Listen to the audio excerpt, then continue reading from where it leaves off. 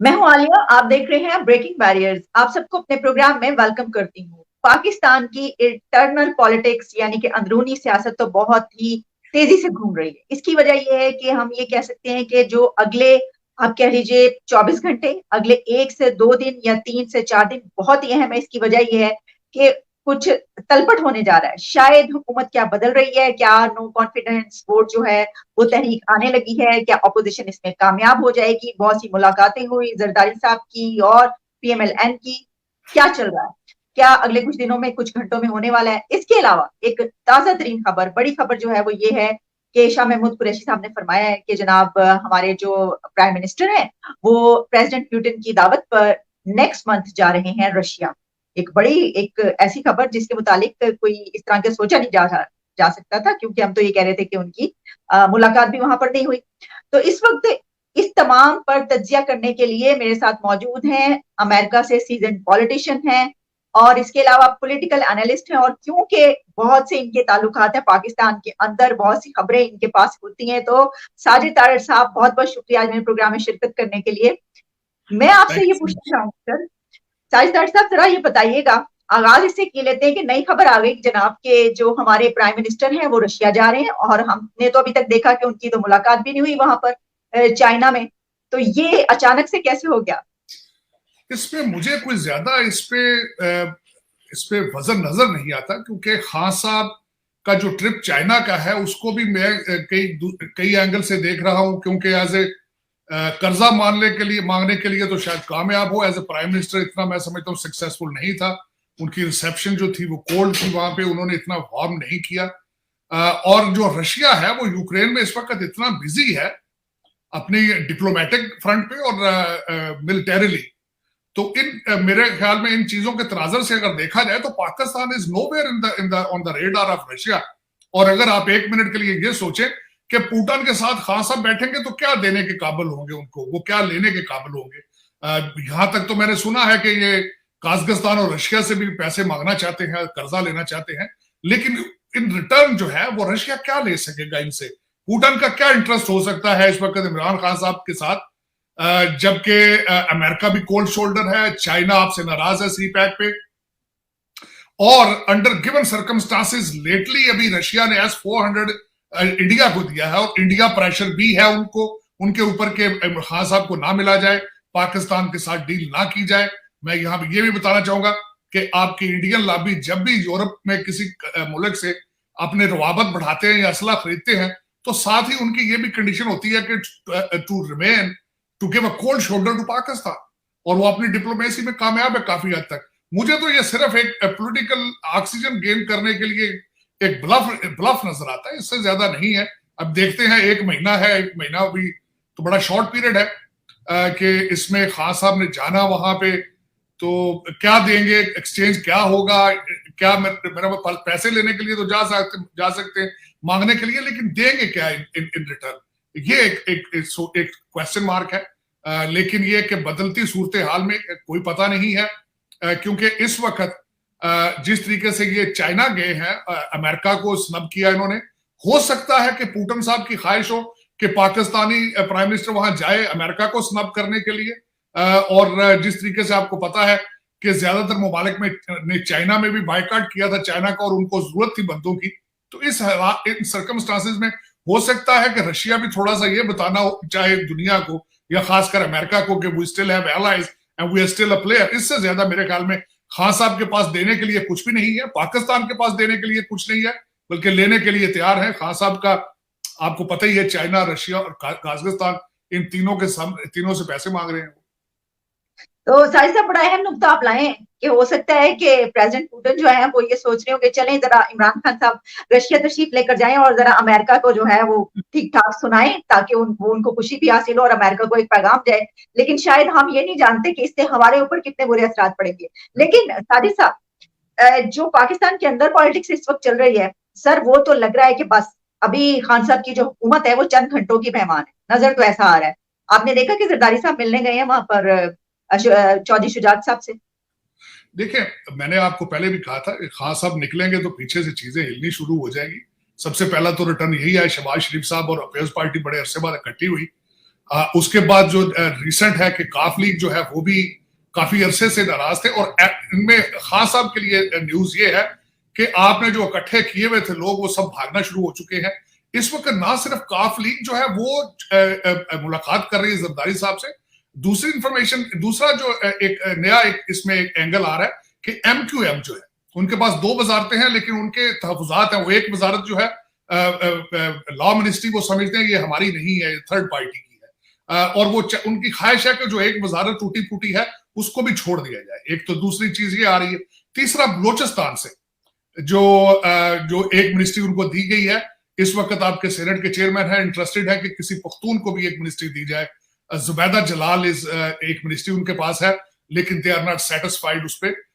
और बलोचिस्तान के हालात भी जिस तरह आपको नजर आ रहे हैं, तो ये जो लोग टूटे, ये बैसाखियों पे खड़ी गवर्नमेंट थी और बैसाखियां अब हिल रही हैं, लेकिन ज्यादा इसमें मैंने शायद आपके सेगमेंट में, आपके वीलॉग में ही कहा था कि जिस तरीके से इन्होंने स्टेट बैंक ऑफ पाकिस्तान का जो लॉ पास कराया था, अगर पाकिस्तान के सियासी फ्यूचर या सियासी हालात को समझना हो तो वो जिस तरीके से पास हुआ था किसी तीसरी ताकत के जरिए, वो समझना बड़ा जरूरी। उसको देखें तो आपस पाकिस्तान का के करंट हालात और पाकिस्तान का मुस्तकबिल उसमें नजर आ जाता है, क्योंकि मैं समझता हूं कि पाकिस्तान में 3 पार्टियां नहीं है, चौथा एक एलिमेंट भी है। उसके बगैर जो है वो आपके सियासतदान जो है जिस तरह की डील होती है, जिस तरह की चीजें बनाते हैं, उसके बगैर वो नहीं कर सकते। तो अपोजिशन एक कमजोर तरीन अपोजिशन थी। मैं सबसे बड़ा ये अपोजिशन का जो अदम एतमाद का लेके आने का है, उसको मैं एक और चीज से भी डिफाइन करूंगा कि देखें, सेनेट में मेजोरिटी नून लीग की है, लेकिन नून लीग का इस पे इख्तलाफ का चेयरमैन भी नहीं है उनका। किस तरीके से चीजों को मैनेज किया जाता है, मैनिपुलेट किया जाता है, ये जो जब तक, तभी तो आप पाकिस्तान की आपकी डेमोक्रेसी को भी हाइब्रिड कहा जाता है, रजीम को भी हाइब्रिड कहा जाता है। तो अपोजिशन बिल्कुल कमजोर है। और तीसरा, मैं जो आप बता रही थी ना कि अगले 48 घंटे या अगले 2 महीने, मैं तो 2 महीने कहूंगा, उसमें आलिया देखें, इतना अफसोसनाक बात है, कहते हैं कि फरवरी या मार्च में अगर कुछ ना हुआ तो फिर कुछ नहीं होगा। वो क्यों? कहते हैं आगे गर्मियां आ जाएंगी, उसके बाद लोग बाहर नहीं निकल पाएंगे। तो आप तो मौसमों के हिसाब से आपकी गवर्नमेंटें चल रही हैं, मौसमों के हिसाब से आपका फ्यूचर डिस्कस हो रहा है। तो कहते हैं कि फरवरी मार्च के बाद गर्मी इतनी हो जाएगी कि कोई भी तहरीक जो है वो चल नहीं सकेगी, ना मार्च हो सकेगा। तो वाकई आपकी बात ठीक है, 60 डेज आर वेरी इंपॉर्टेंट। इन 2 महीनों के अंदर ही जो कुछ करना है।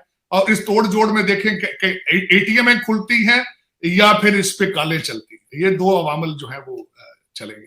अच्छा साजिद साहब, इसमें ये भी बात है, जिस तरह आपने वो तो ठीक कहा कि गर्मी आने वाली है, तो वो सब कहते हैं कि चलें उससे पहले ही जो है कौन गर्मी में निकले इतनी मुश्किल में। तो जो इमरान खान साहब हैं, उन्होंने अपने पूरे मुल्क में जलसों का ऐलान कर दिया। तो इससे, और आपको पता है जो आपने भी बात की कि इससे पहले मुलाकातें हुई हैं जरदारी साहब की, और उन्होंने तो बाकायदा, आसिफ अली जरदारी ने जो काफ लीग है उसको ये कहा है कि आप नो कॉन्फिडेंस वोट में हमारा साथ दें, और सारी पार्टियां। तो इसलिए कहा जा रहा है कि बस अगले चंद घंटे जो हैं उसमें कुछ, अगर फर्ज करें बोली पार्टियां मिल जाती हैं। लेकिन सारे सब इसमें एक नुकता ये है कि कहा जाता है ना कि अगर सेम पेज हो तो फिर तो कोई भी खड़ा हो जाए तो वो कामयाब नहीं होता जब तक सेम पेज रहता है। उस पर आप क्या कहेंगे? बिल्कुल आपका तजरिया, बिल्कुल आपका इस तनाजुर से, यही तो मैं कह रहा हूँ कि वो मैंने आपको कहा था ना कि जिस तरीके से वो स्टेट बैंक ऑफ पाकिस्तान का जो लॉ पास कराया, जिस तरीके से एक तीसरी ताकत ने, तो अगर तो वो तीसरी ताकत, जिस तरह शेख रशीद साहब ने फरमाया था कि हमारे सर पे हाथ रख के जो लाए थे, वो अगर साथ रहे तो फिर हर चीज चलेगी, और अगर वो हाथ किसी और के पास चला गया तो फिर कोई और आ जाएगा। ये तो एक अंडरस्टूड सी बात है।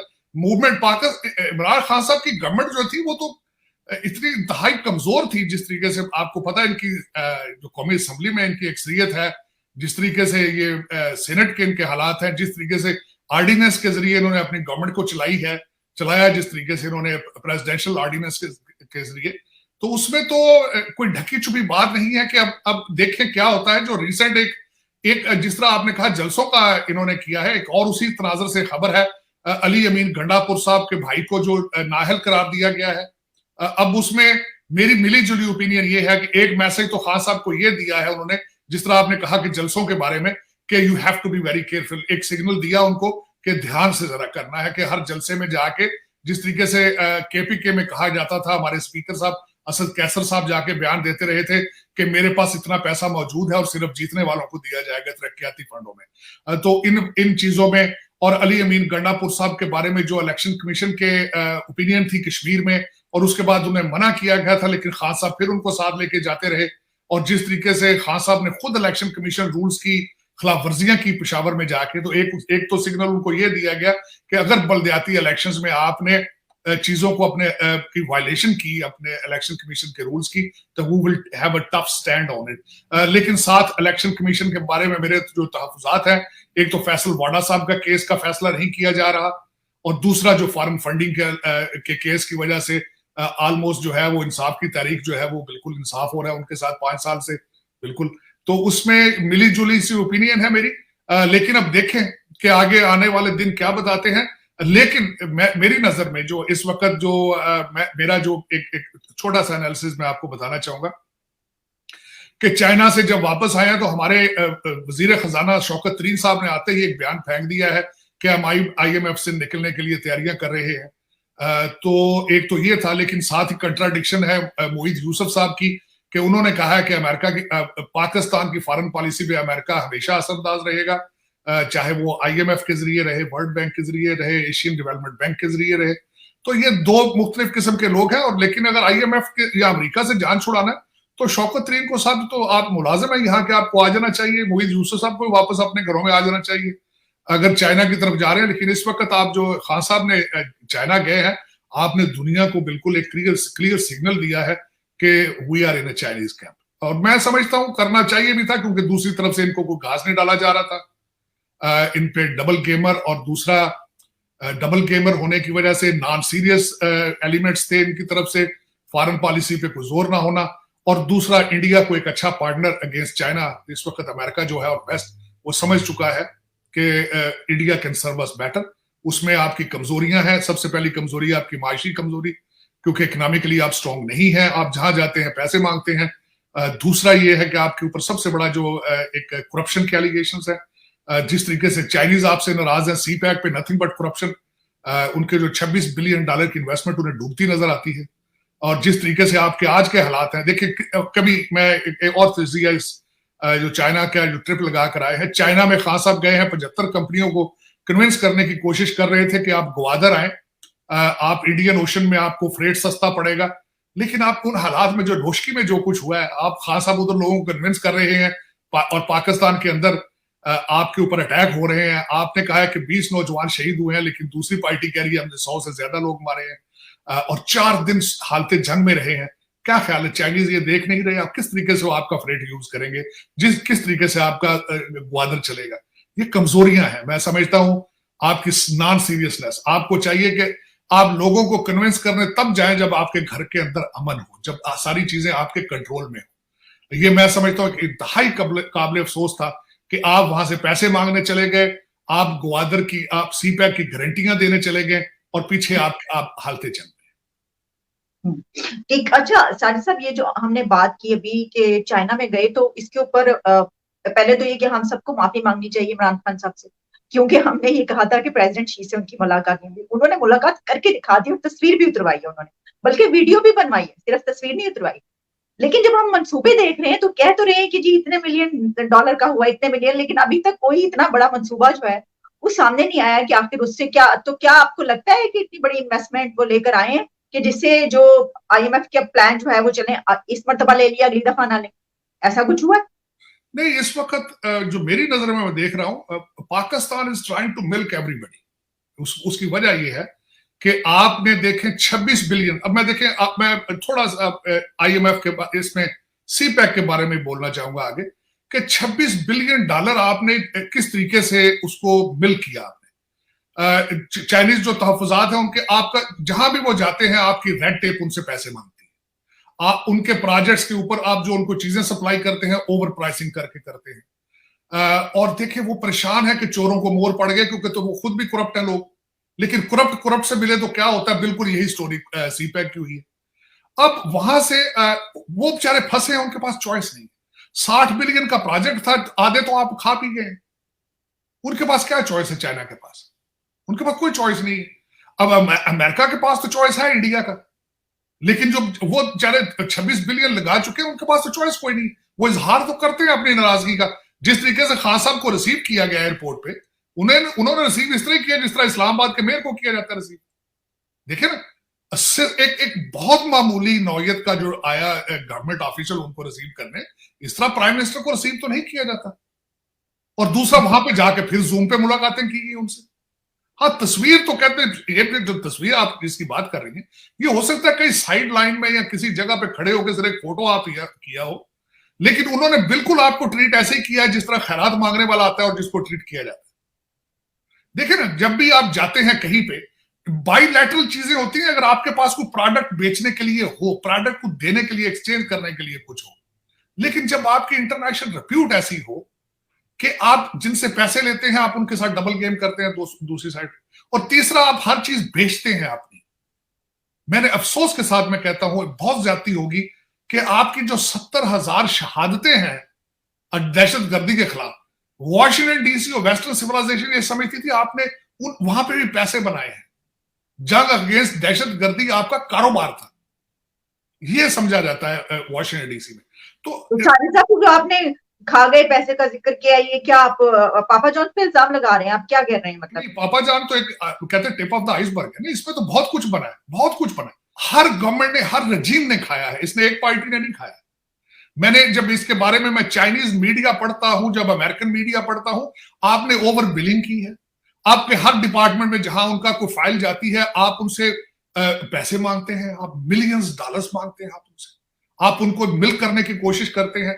जिस तरीके से अभी खान साहब कह रहे जाने से पहले होमवर्क करने में 37 रेगुलेशंस को डीरेगुलेट किया है, अब ख्याल आया आपको 3.5 साल बाद और $26 बिलियन के नुकसान के बाद? गलती होनी चाहिए थी। और दूसरा, क्या आपने कहा था कि हम इनकी सेफ्टी की गारंटी देंगे, आप उसमें कामयाब हुए?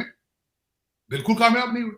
तो आप सिर्फ वो कहते हैं आप चूरी खाने वाले दोस्त हैं, आप मार खाने वाले दोस्त नहीं है। दुनिया अब ये समझ चुकी है आपकी, तो इसी वजह से आप दरबदर हो रहे हैं। पैसों की खातिर कोई आपको देख नहीं रहा। आपने बल्कि जो नारे, जो जश्न मनाए तालिबान पे, अब वो भी, जब आप ये देखिए तालिबान भी अगर आपके साथ मुखलिस ना हो तो आप किस शीशे में चेहरा देखेंगे? आप इस वक्त तो वो बिल्कुल वो भी आपसे आंखें फेर चुके हैं, और वहां पे अद्वियात और वहां पे गंदम इंडिया से जा रही है थ्रू द ईरान। मैं समझता हूं वो सारा आपके खिलाफ, उनका माइंड, उनके सोर्सेज, रिसोर्सेज सारी बिल्कुल उनके साथ होगी। बल्कि आपकी सिर्फ पोजीशनिंग वहां पे ये है, हकानी बरादरान के साथ आपके रिलेशनशिप है, दूसरा जो तालिबान के ग्रुप है वो आपके साथ नहीं, और वो आपके हाथ से निकल के वो कतर जा चुके हैं, वो ईरान के साथ रिलेशनशिप बिल्ड कर रहे हैं ज्यादा, और भारत के साथ, आपके साथ वो भी नाराजगियां, क्योंकि उनको पता है कि आप जितना आप उनको समझते हैं वो भी आपको उतना ही समझते हैं। अफगानिस्तान हुकूमत की बात करें? इस वक्त तालिबान हुकूमत की बात कर रहा हूं कि वो जितना आप समझते हैं कि हम उनको समझते हैं, हमने उनको ये किया वो किया, वो भी आपके बारे में उतना ही जानते हैं। आपकी हिस्ट्री को भी बड़े करीब से वो देखते हैं, आपकी आदात, आपकी करप्शन की स्टोरियां उनको भी उतनी पता है। आप जितने अपने दोस्तों के साथ मुखलस होते हैं उनको बिल्कुल सारा पता है, जितना वो, बल्कि जिस तरह आपने अभी फरमाया है कि 5 लोगों की शहादतें हुई हैं फौजियों की, बल्कि इस वक्त अफगानिस्तान, उनकी सरजमीन आपके खिलाफ इस्तेमाल हो रही है। ये एक अफसोसनाक वाकया है। लेकिन फिर मजीद कहूंगा, मैं शायद आपके सेगमेंट में ही कहा था कि काश हमें कोई अच्छे लीडर मिले। हमारे फॉरेन मिनिस्टर साहब ने अगले दिन अपना टोटल फॉरेन पॉलिसी अपनी तकरीर में उन्होंने एक्सप्लेन कर दी नेशनल असेंबली में, कि उनका कोई इंटरेस्ट जो है फॉरेन पॉलिसी में नहीं है, उनका इंटरेस्ट सिर्फ मुल्तान की सियासत में है।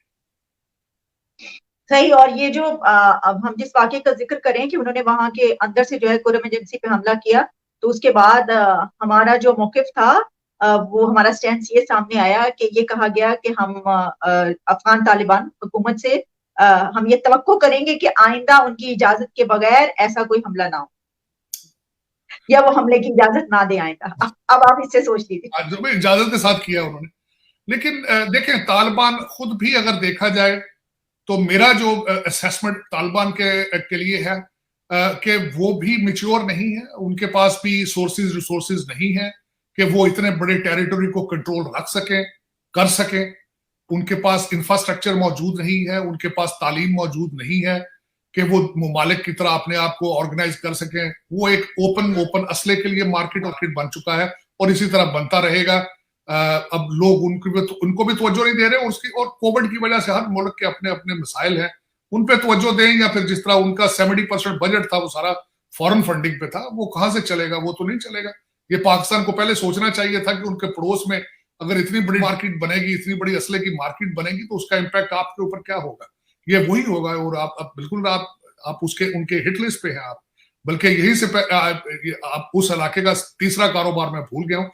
यहाँ से पाकिस्तान से लोगों को उठा के पहले भी अफगानिस्तान ले जाया जाता था, मजीद इसी में बड़ी तेजी शुरू हो जाएगी और ज्यादा। लेकिन इसमें करने वाले मेरे पाकिस्तानी भाई, इसमें कोई शक बहुत बहुत शुक्रिया आपका साजिद तार साहब। Thank you so much for your precious time. नहीं। Thank you Pakistan.